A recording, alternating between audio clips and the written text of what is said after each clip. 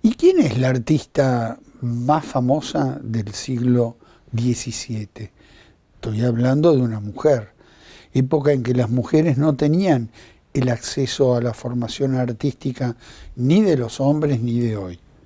Esta señora Gentileschi eclipsó con su talento artístico durante muchos años a otros, a eventuales competidores y competidoras.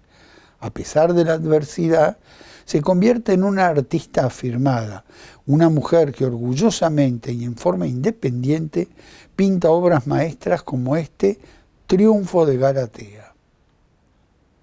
Artemisia Gentileschi is the most celebrated female artist of the 17th century. She's born in Rome in 1593 and raised by her father, the accomplished artist Orazio Gentileschi. Because of the restrictions on female artists, she does not have access to the normal artistic training that a male artist would have had. And instead she has no option but to train in her father's studio, where she demonstrates to be much more talented than her brothers.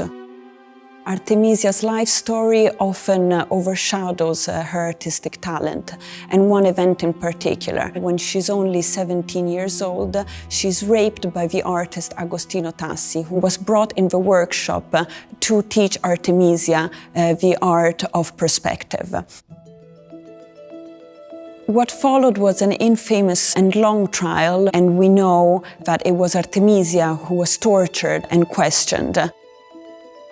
This event, of course, will have strong implications in Artemisia's personal life and in her painting, in particular in the subjects that she decides to paint.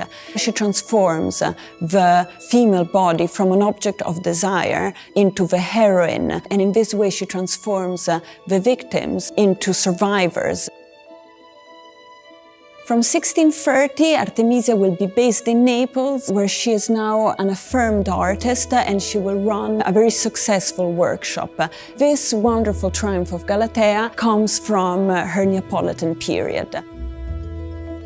Galatea is, of course, the figure at the center of the composition. She is surrounded by a billowing mantle of ultramarine blue on a seat of vivid red coral, loosely holding the reins of two dolphins that are dragging her through the waves and surrounded by tritons.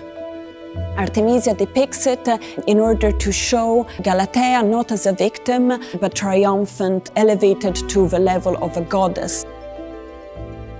In this period, Artemisia is herself triumphant. She has reached fame, and she's an independent woman who doesn't need to rely on a husband or on a particular patron.